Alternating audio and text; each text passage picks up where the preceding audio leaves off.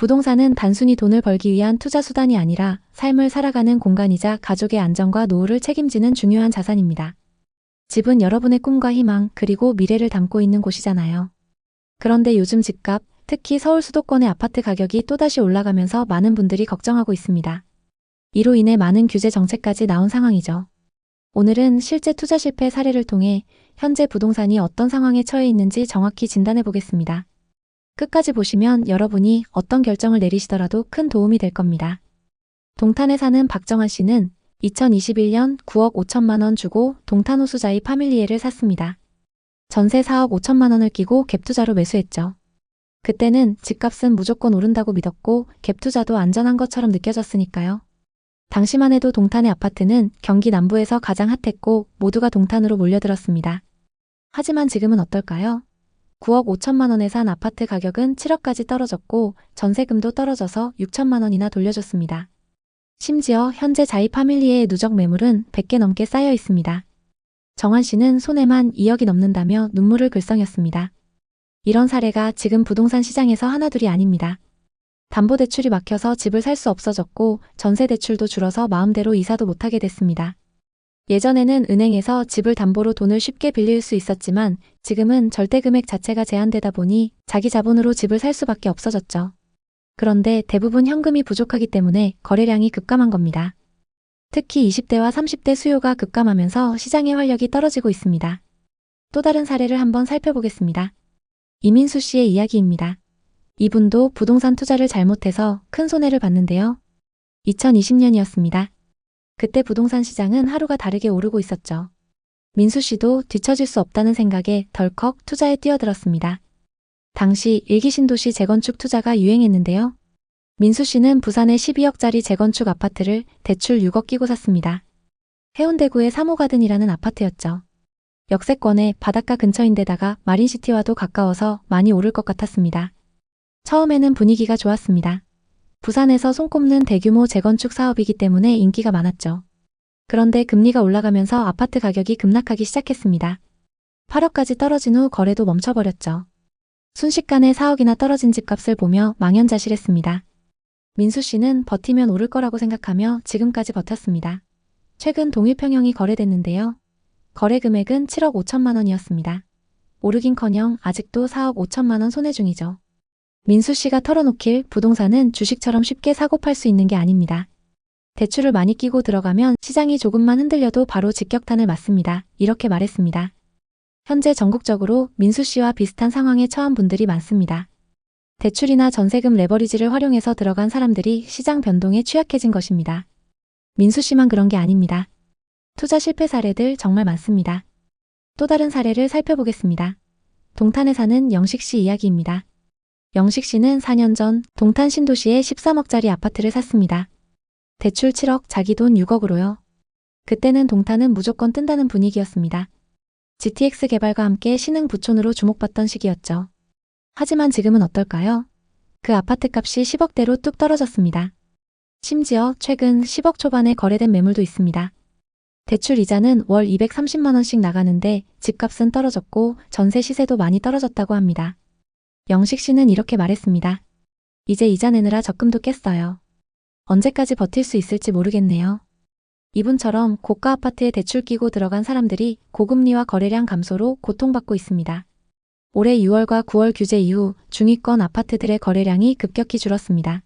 게다가 10월 15일 규제 지역이 확대되면서 매매가 거의 끊겼죠. 실제로 경기도의 한 신도시의 경우 작년 대비 아파트 거래가 60% 이상 줄어들었고 일부 단지는 매물이 쌓여도 매수자가 없는 상황입니다. 다음 사례는 상업용 부동산입니다. 강남구 역세권에 꼬마 빌딩을 산 박연아 씨. 26억에 샀는데 대출이 19억이었어요. 원래는 임차인들이 꽉 차 있어서 월세 수익이 괜찮았지만 코로나 이후로 임차인들이 줄줄이 나가면서 공실률이 50%까지 치솟았습니다. 월세 수익은 반토막인데 이자는 그대로 나가니까 매달 적자만 쌓이고 있습니다. 박연아 씨는 결국 빌딩을 28억에 내놨지만 2년째 매수자가 없습니다. 차라리 손해보고라도 팔까라며 후회하고 있습니다. 이분은 소득이 높은 변호사인데도 현금 흐름이 막히면서 버티기 힘들어졌습니다. 비슷하게 김소정 씨는 수원 망포역 인근에 20억짜리 상가 건물을 샀습니다.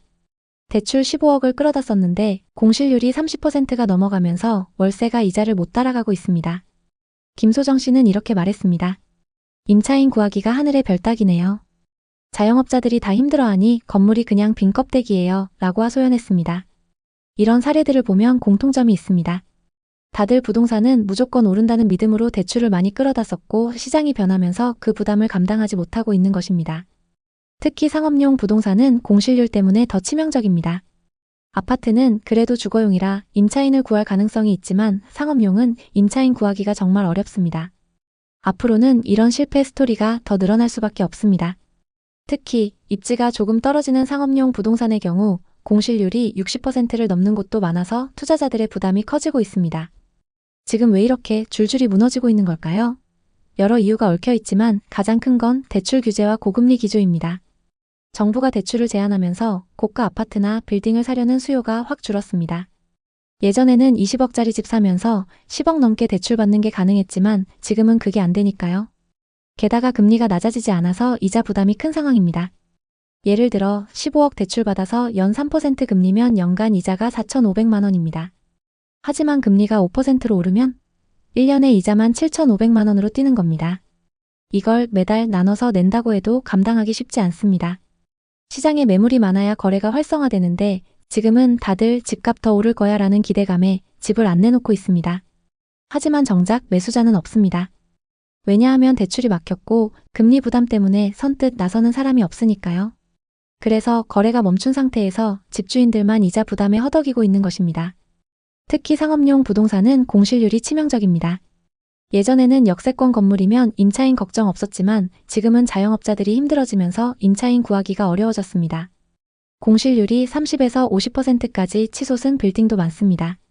월세 수익이 없는데 이자는 꼬박꼬박 나가니까 집주인들 입장에서는 악몽 같은 상황입니다. 거기에 세금 부담도 무시 못합니다. 최근 보유세 이야기가 많이 나오고 있습니다. 정부가 보유세를 올리면 고가 아파트나 빌딩 보유자들 부담이 더 커질 것입니다. 예를 들어 30억짜리 아파트의 보유세율이 1.5%만 돼도 연간 4,500만 원을 세금으로 내야 합니다. 이걸 이자랑 같이 감당하려면 정말 소득이 탄탄하지 않으면 불가능합니다. 이런 요인들이 겹치면서 대출 레버리지를 활용했던 사람들이 가장 먼저 무너지고 있습니다. 건물을 산 분들은 공실률과 거래량 감소로 이중고를 겪고 아파트를 산 분들은 가격 조정과 매수자 부재로 버티기 힘들어합니다. 결국 시장이 공급 부족과 수요 위축으로 불안정해진 것입니다. 이런 시장에서 우리는 무엇을 해야 할까요? 우선 무리한 대출은 절대 금물입니다.